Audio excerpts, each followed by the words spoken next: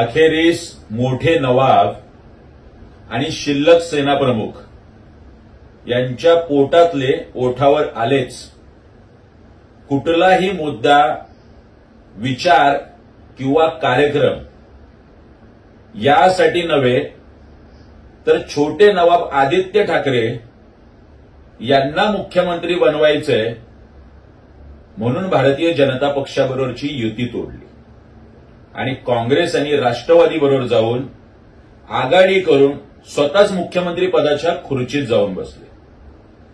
मात्र आव तर असा आणत होते महाराष्ट्रात की यांच्यासारखा तत्ववादी, एकवचनी, सच्चा आणि प्रामाणिक राजकारणी जगात सापडणार नाही. मात्र आजच्या मुलाखतीतून यांचा अजेंडा महाराष्ट्राला कळलाच असेल. यांच्या भूलथापांना न बळी पडता आणि या नकली ठाकरेंना आता घरीच बसवण्याची वेळ महाराष्ट्राने आणावी